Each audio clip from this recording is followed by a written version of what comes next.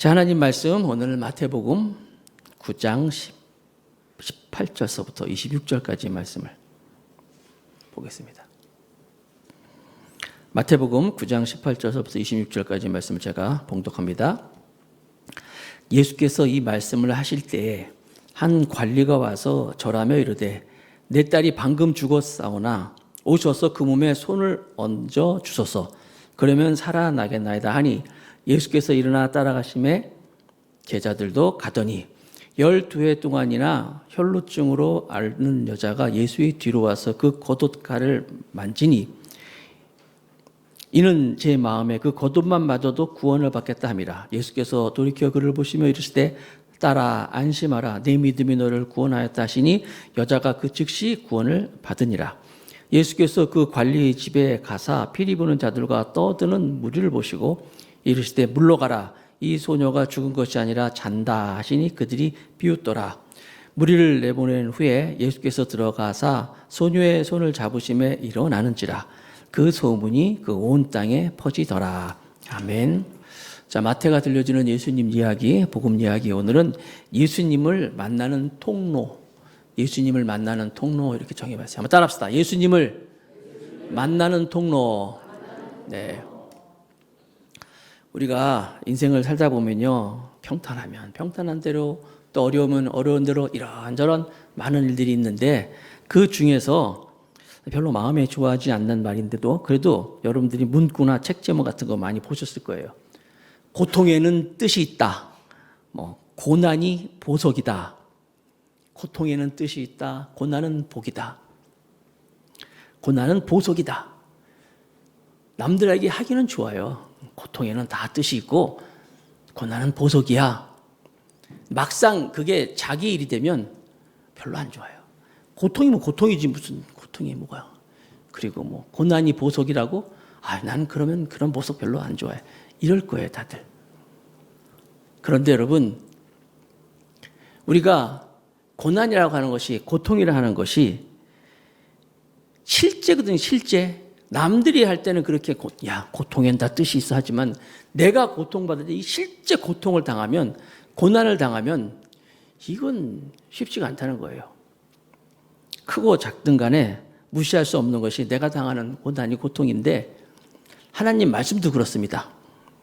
일이 잘 풀리고 성공 가도를 가고 일이 좀 된다 싶으면 하나님 말씀이 아무리 좋은 말씀이라도 다 귀천에 이렇게 스쳐 지나가는 말씀이 될 수가 있어요. 관심도 별로 없을 수가 있다는 거예요.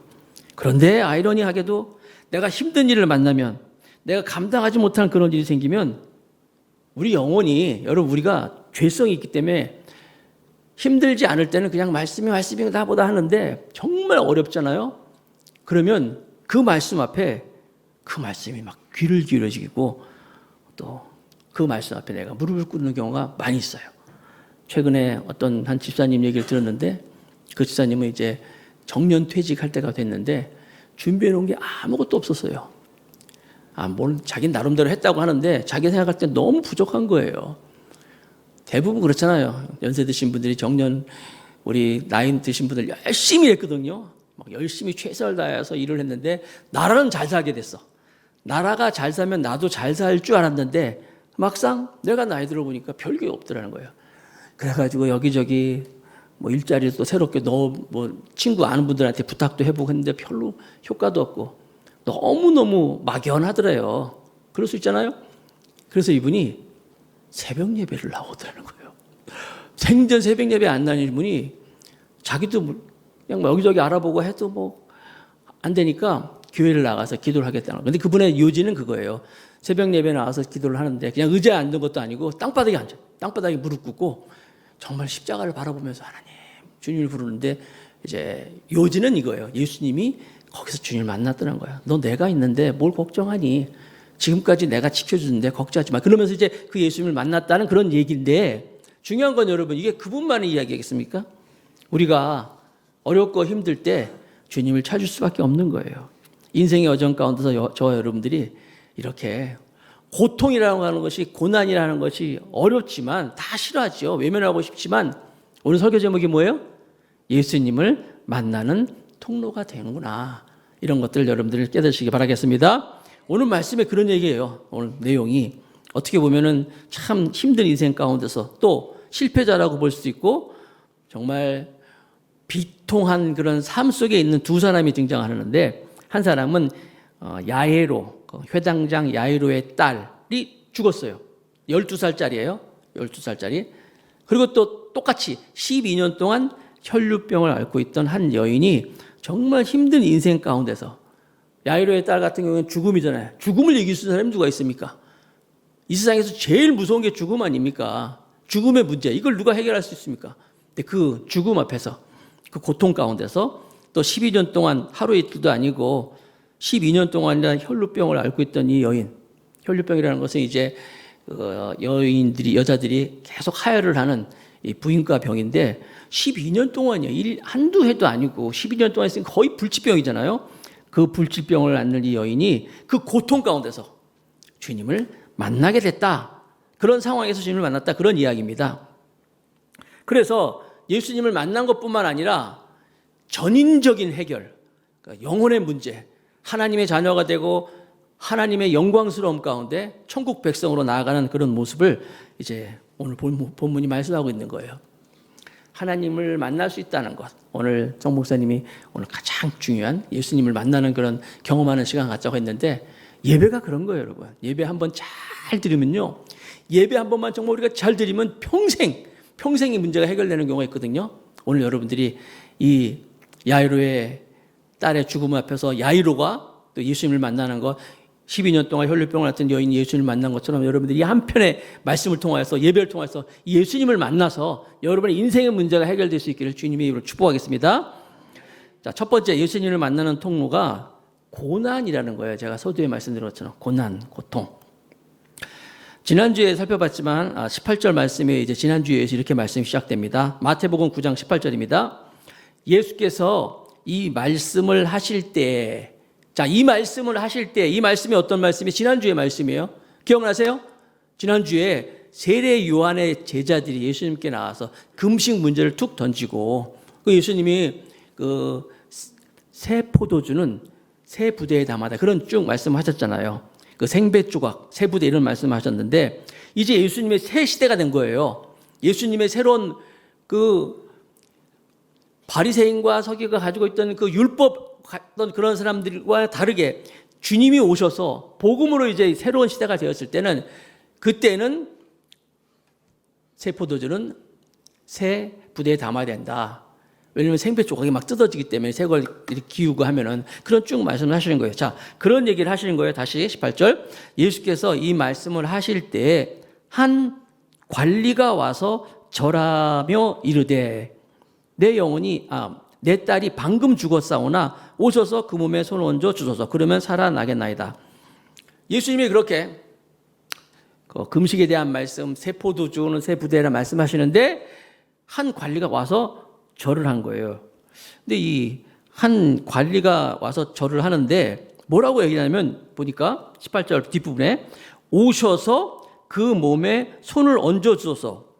그러면 살아나겠나이다. 아니, 딸이 죽었는데 예수님께 와가지고 오셔서 우리 딸에게 손을 얹어, 우리 요즘 같은 안수 같은 거겠죠? 손을 얹어 주세요. 그러면 살아나겠나이다. 아주 그냥 황당하잖아요?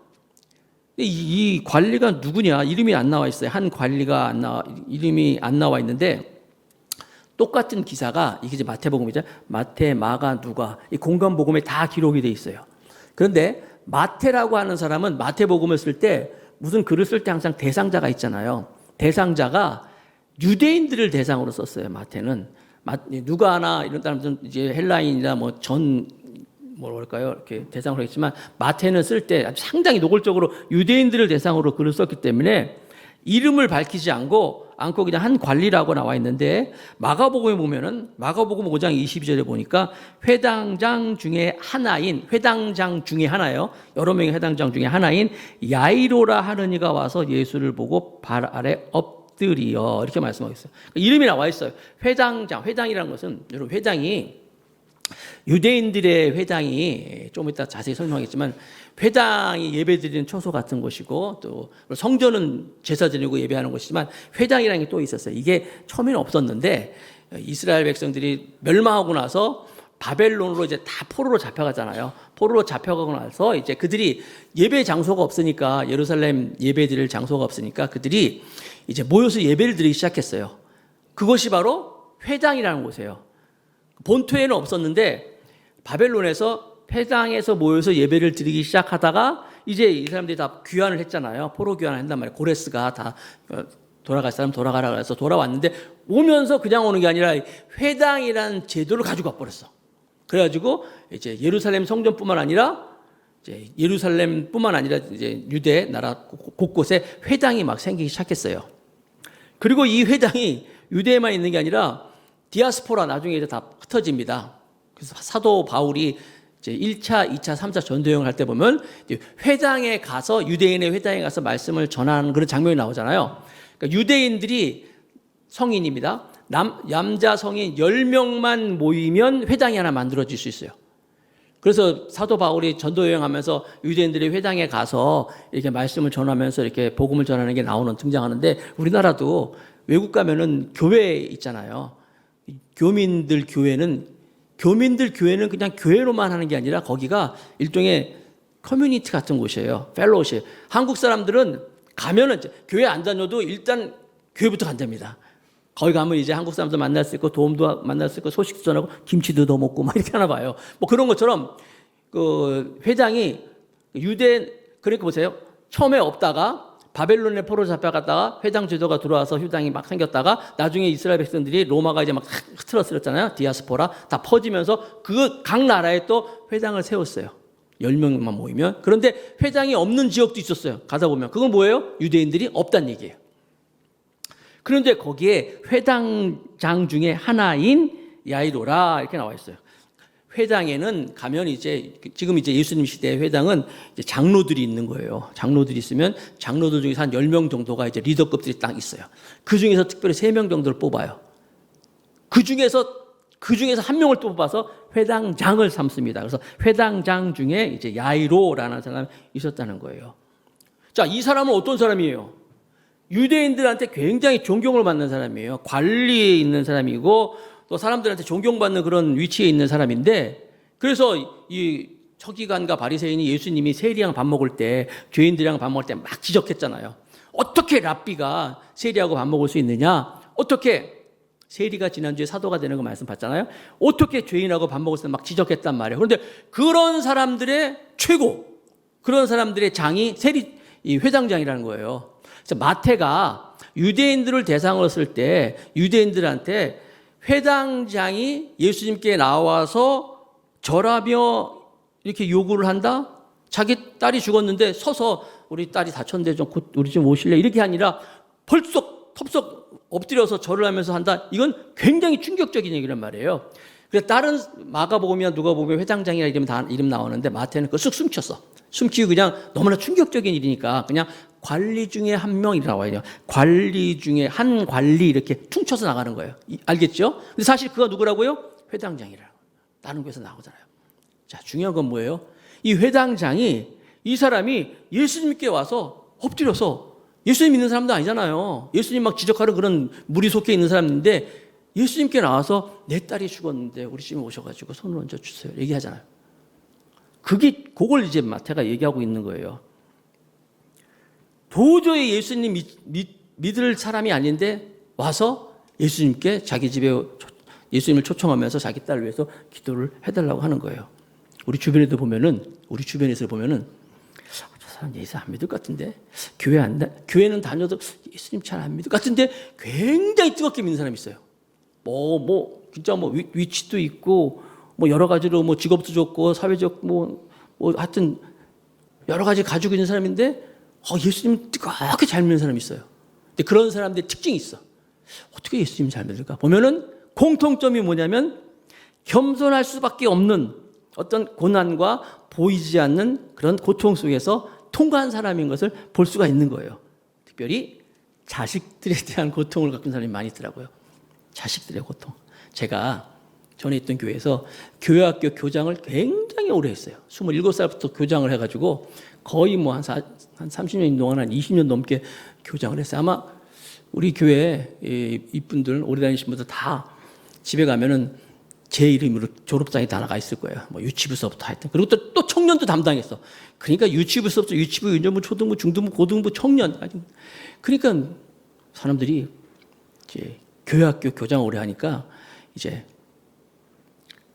자식, 애들 상담하려고 있으면 자주 연락을 해요. 그래서 목사님 문제하고 그러는데 그래서 얘기를 막 듣고 하죠. 그런데 그런 공통점이 뭐냐면은 자식이 아프면 다 부모들이 자식 앞에는 진짜 어쩔 수 없는 것 같아요. 제가 전에 그 오바마라는 대통령이 있거든요. 오바마, 흑인 대통령 있잖아요. 오바마 대통령이 인터뷰한 것을 본 게 있는데 인터뷰를 하는데 그런 얘기를 하더라고요. 미국 대통령이잖아요. 그것도 재임까지 2번 하고 있었는데 미국이 별명이 천조국이에요. 천조국. 천조국. 뭐냐면 국방비를 천조로 쓴대. 얼마나 그냥 국방이 막강한 거예요. 그런 나라의 대통령인데 혹시 그 물어보는 거예요. 오바마 대통령도 무서운 사람이 있습니까? 했더니 오바마가 무서운 사람이 있대. 나도 무서운 사람이 있지요. 그래서 저는 부인인 줄 알았어요. 미셸 부인인 줄 알았더니 누가 그렇게 무섭습니까? 했더니 내 딸이 그렇게 무섭습니다. 그러더라고요. 자기 딸. 미국 대통령도 그렇고요. 어떤 아버지도요. 자식들 앞에서는 다 약할 수밖에 없어요. 자식이 아프면 그냥 내가 아프고 싶을 정도로. 이게 다 부모의 마음 아니겠어요? 이 회장장이 지금 그런 거예요. 더구나 12살 먹었어요. 얼마나 이쁜 딸, 그 하나밖에 없는 외동딸. 하나밖에 없는 딸이 지금 죽었어요. 물론 다른 성경에 보면 죽어가나이다 나오는데 물론 시간 차이가 있지만 마태를 복음을 쓴 마태는 그냥 전체적으로 본 거거든요. 그냥 한 관원, 회당장 야이로도 한 관원이라고 다른 곳에서는 죽어가나이다 하는데 여기서는 죽었어요. 이미 죽은 걸 이렇게 다 얘기하고 있는데 와서 엎드렸어. 그것도 그냥 서서 고쳐달라고 그냥 땅이 절하면서 내 자식이 내 딸이 죽었습니다. 우리 집에 오셔서 손을 얹어 주십시오라고 기도를 하고 있는 거예요. 다시 한번 18절 말씀 다시 한번 볼까요? 마태복음 9장 18절 예수께서 이 말씀을 하실 때 한 관리가 와서 절하며 이르되 내 딸이 방금 죽었사오나 오셔서 그 몸에 손을 얹어 주소서. 그러면 살아나겠나이다. 제발 좀 우리 집 오셔서 손을. 가만히 보니까 예수님 믿을 만한 사람이 아닌데 그래도 예수님 소문도 듣고 예수님 하시는 말씀 듣고 예수님 사역을 가만히 보니까 참 그냥 지푸라기도 잡는 심정으로 이제 예수님께 와서 이제 이런 부탁하는 거예요. 자, 여기서 돌발 퀴즈 나갑니다.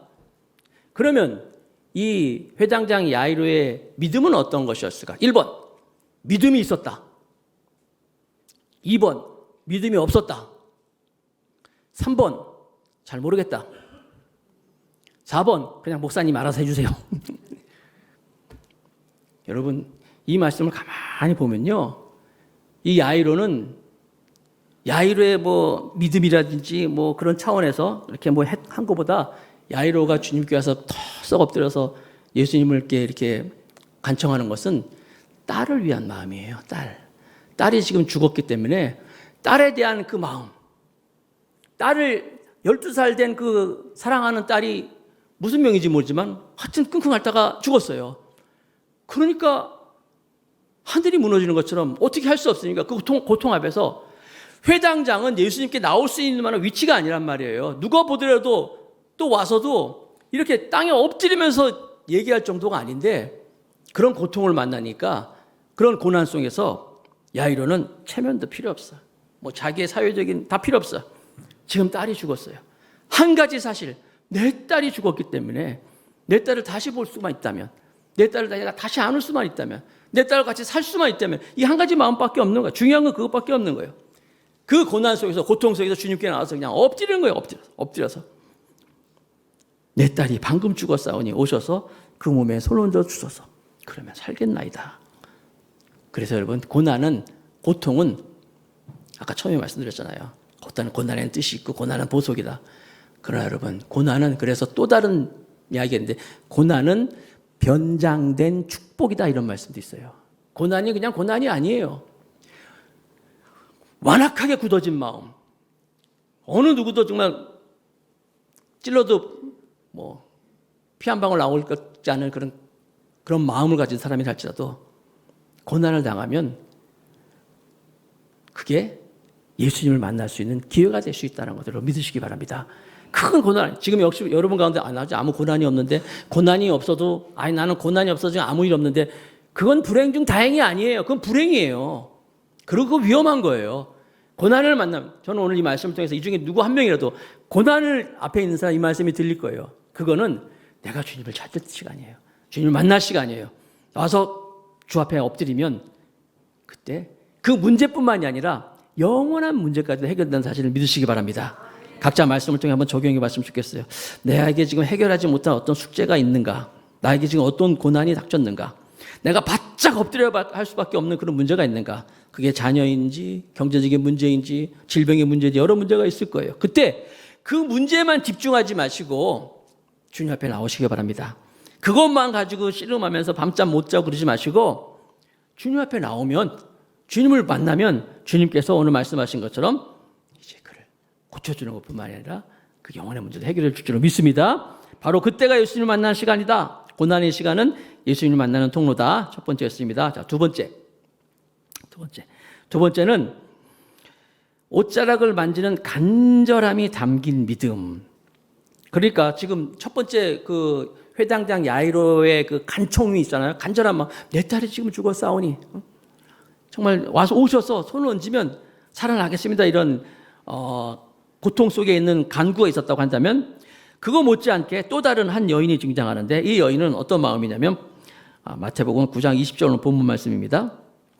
12해 동안이나 혈루증으로 앓는 여자가 예수의 뒤로 와서 그 겉옷가를 만지니, 물론 이 말씀도 마가복음에 누가복음에 다 동일하게 있습니다. 그러니까 몰래 만져서 예수님 막 누구냐? 만진 사람 누구냐? 그랬더니 뭐 나와서 막, 그러니까 제자들이 이렇게 사람 많은데 어떻게 찾습니까? 그랬더니 그래도 있어. 그랬더니 나오잖아요. 이 뭡니까? 이 마태는 그 다 퉁치고 간단히 있었어요. 그냥 간단하게 12해 동안 혈루증을 앓는 여인이 예수의 뒤로 와서 그 겉옷을 만졌다 나왔는데, 12년 동안이라면 여러분, 혈루증 아까도 말씀드린 것처럼 이 여인이 계속 하혈을 하기 때문에, 당시에는 또 이 율법이 하혈을 하는 사람은, 여인은 이제 부정한 여인이라 그래요. 그래서 여자들이 이제 한 달에 한 번씩 마술을 하잖아요. 그때도 물론 부정한 때라고 얘기해요. 그때는 이제 성전에도 못 가고 사람들도 가까이 할 수 없고 만질 수도 없고, 왜냐면 같이 부정해지니까. 이러니까 주변에 누가 있겠어요. 다 떠나는 거죠. 그러면 또 이 여인이 이런 여인이라는 걸 알고 있으면 사람들이 부정한 여인이니까 가까이 오지 말라 그러고 막 이렇게 했을 거 아니에요. 그거를 12년 동안이나 앓고 있던 여인이라는 거예요. 그러니까 얼마나 외롭고 얼마나 힘들고, 또 이 여인이 이 문제를 가지고 얼마나 주님께 간절한 마음을 가지고 있겠어요. 그 간절함이 있으니까 21절에 보니까 왜 그럼 가서 만지기만 해도 낫겠냐 말하면, 21절에 다 같이 한번 읽어봅시다. 다 같이. 9장 21절 맞나요? 자, 시작. 이는 제 마음에 그 겉옷만 만져도 구원을 받겠다 함이라. 그 여인의 마음에 담겨져 있는 거예요. 뭐 이렇게 주구나 저렇게 주나, 지금 사는 것 같지 않은 그런 삶을 살고 있는데, 예수를 소문을 듣고 그 예수가 어떤 사람인지 들었는데 자기 마을에 온다는 거예요. 마을에 온다는 얘기 했으니까 내가 꼭 만나야 되겠다. 그리고 가면은 또 사람들한테 막 무슨 소리 들을 거 아니에요. 그러니까 할 수 없이 변장했겠죠. 막 뒤집어 쓰고 나가지고 뒤에 가는 거예요. 뒤에 가가지고 그냥 옷자리가 만져야 되겠다. 만지겠다. 그런 마음을 가지고 만지는 거예요. 자, 22절의 말씀 보니까 마태복음 9장 21절 또 읽어보겠습니다. 자, 시작. 예수께서 돌이켜 그를 보시며 이르시되 따라 안심하라. 내 믿음이 너를 구원하였다 하시니 여자가 그 즉시 구원을 받으니라. 자, 보세요. 지금 12년 동안 혈루증을 앓고 혈루증이에요. 병이 아니라 혈루증을 앓고, 혈루증이니까 계속 피가 나오는 그런 증이거든요. 자, 혈루증을 앓고 있는 여인이 와서 딱 만졌더니 주님이 뭐 다른 복음서에는 이제 막 찾고 막 이런 거 다 필요 없어. 다 퉁치고, 마태는 이렇게 기록하고 있어요. 따라 안심하라. 내 믿음이 너를 구원하였다 하시니 여자가 그 즉시 구원을 받으니라. 무슨 얘기예요? 예수님이 그 여인에게 따라 하시면서 안심하라. 너 다 낫어. 너 혈루증 이제 없어. 라고 하는 게 아니라, 내 믿음이, 어떤 믿음이에요? 내가 지금 앓고 있는 이 문제, 내가 지금 가지고 있는 다른 성경에 보니까 의사도 많이 찾아가고 재산도 다 탕진하고 그랬던데 보세요. 돈 다 탕진하고 여기저기 다 사람 안 되고 계속 그런 병, 가난하고 어려운 가운데 있는데 그 문제를 가지고 내가 가서 병 나을 수 있을까 하면 예수님 만졌더니 예수님이 혈류병에 대한 증은 얘기도 안 하시고 안심하라. 내 믿음이 너를 구원하였다. 어떤 믿음? 내가 가서 만지기만 하면 나았겠다. 이런 믿음. 그 믿음이 너를 구원하였다. 그랬어요. 구원. 그러니까 병만 나은 게 아니라 전인적으로 우리 인간의 모든 이 원초적인 문제도 다 주님이 해결하신 거예요. 지난번에 제가 말씀드렸어요. 병, 가난, 죽음은 어디서부터 시작됐다고요? 죄로부터 시작된 거예요. 죄가 에덴 동산에서 인간이 죄를 범하면서부터 가난이 들어오고 병이 들어오고 병이 들어오고 이 죽음이 왔다고 말씀드렸는데 예수님이 내 믿음이 너를 구원하였다. 다 해결됐다라고 말씀하시는 거예요.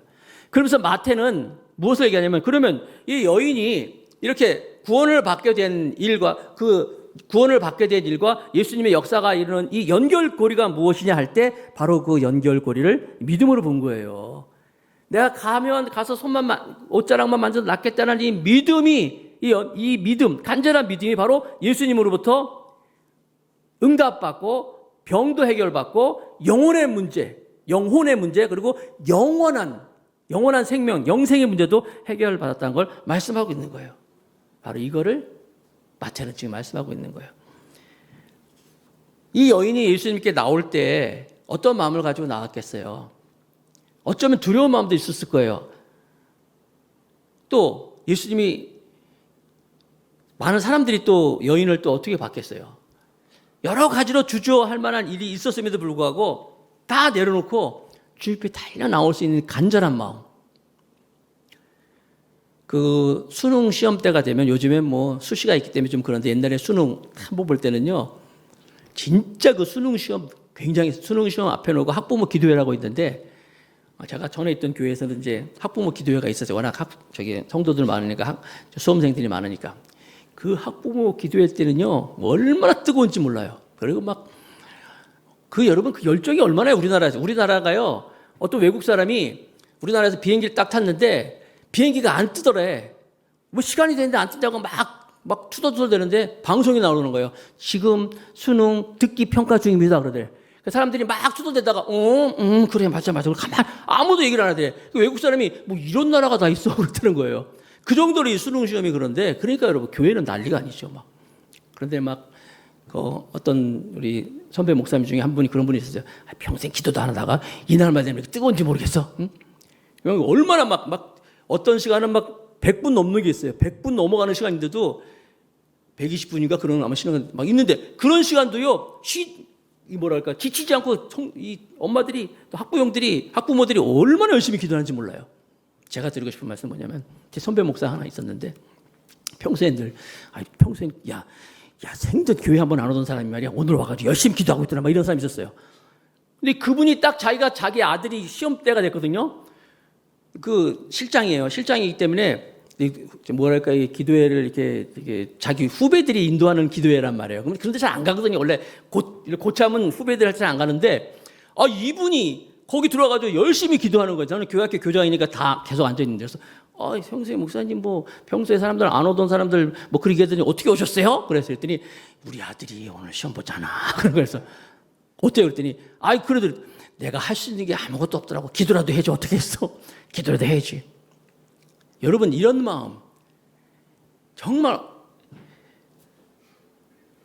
저는 성경을 지금까지 보면서 우리 예수님 앞에 나와서 간절한 마음으로 나왔을 때 한 번도 너 평소에 보이지도 않다고 오늘 나오느냐 이렇게 하는 건 본 적 없어요. 어느 누구든지 기도 안 하던 사람이든지 어떤 사람이 주님께 나오면 주님은 다 안아주시고 품어주시고 이해해주시고 그래 하여튼 아무리 구제불능의 사람이라 할지라도 주 앞에 나와서 주님 하고 무릎 꿇기만 하면은 오늘 말씀하잖아요. 딸아 이것처럼 아들아 한번 볼까요? 마태복음 9장 22절 다 같이 한번 읽어보겠습니다. 다 같이 읽어볼까요? 시작. 예수께서 돌이켜 그를 보시며 이르시되 딸아 안심하라 내 믿음이 너를 구원하였다 하시니 여자가 그 즉시 구원을 받으니라. 어느 누구든지 주님께 나오면 주님은 딸아 아들아, 무슨 얘기예요? 그래, 됐어. 나한테 왔으니까 됐어. 걱정하지 마. 이런 주님은 믿으시기 바랍니다. 조건 따지지 않으시는 주님이셔요. 사람은 가끔 가다가 막 잘 나가다 뒤통수 치고 그러잖아요. 우리 주님 절대 그러잖아요. 주 앞에 나와서 내 마음을 다 내놓기 하면 주님이 다 받아주시고, 오늘 말씀하신 것처럼 그래, 잘 왔어. 됐어. 그래. 그러면서 믿음이 너를 구원하였다고 하시는 그 주님을 여러분 만날 수 있기를 주님으로 축복하겠습니다. 각자 한번 적용해 봤으면 좋겠어요. 나한테는 그런 마음이 있는가? 그런 간절함이 있는가? 그리고 내가 지금 내가 당하고 있는 이 상황이, 이것이, 이 문제가, 이 고난이 하나님이 날 괴롭히려고 하는 것이 아니라 이 고난을 하나님이 날 초청하고 있구나. 날 부르고 있구나. 그래서 고난은 보석이라는데, 아이, 그 무슨 보석이야 했는데 정말 그게 보석이라는 것을 여러분 느낄 수 있어야 돼요. 고난 안에 뜻이 있다는 것을 믿는 여러분 되시기 바랍니다. 사도 바울은 로마서의 말씀에 이런 말씀을 하셔요. 유명한 말씀이에요. 로마서 5장 3절과 4절 말씀인데 제가 읽어볼까요? 다만 이뿐 아니라 우리가 환난 중에도 즐거워하나니, 다 같이, 이는 환난은 인내를, 인내는 연단을, 연단은 소망을 이룬 줄 알미노라. 환난 중에 누가 기뻐해요? 환난이 뭐가 좋아요? 그런데 환난 중에도 기뻐한다는 거예요. 왜냐하면 하나님은 정확한 분이시고 하나님은 정말 100% 오르신 분이기 때문에 내가 지금 고난당하고 어려운 당한다 할지라도 이 환난이 오히려 나에게 인내를 가져오고, 인내가 연단을 가져오고, 연단이 소망을 주는 것을 나는 믿는다라는 고백인 거예요. 그래서 환난 당하는 것이 내게 복이다, 이런 말씀도 있잖아요. 사랑하는 성도 여러분, 한번 이 말씀 앞에 놓고 우리가 조용히 한번 하나님 음성을 들었으면 좋겠어요. 아, 내가 고난을 당하고 있구나. 지금이 예수님 만나는 때구나. 지금이 주님 음성을 들을 때구나. 그리고 그 말씀을 가지고 이 여인처럼 내가 가서 주님을 만지기만 하면 낫겠다. 또 야이로처럼 말이야, 가서 주님 오셔서 우리 아이에게 손만 얹어주시면 살아날 거예요. 이런 믿음을 가지고 나간다면, 그런 음성을 붙잡고 나간다면 반드시 하나님께서 여러분이 가지고 있는 그 문제뿐만 아니라 전인적인 문제네요. 내 믿음이 너를 구원하였다. 영원한 하나님의 나라를 여러분께서 소유할 수 있을 것입니다. 토덜대지 마시고 불평하지 마시고 왜 나만 이런 거야 하지 마시고 기쁨으로 이 환난을 이겨나가는 우리 모두가 되길 축복합니다.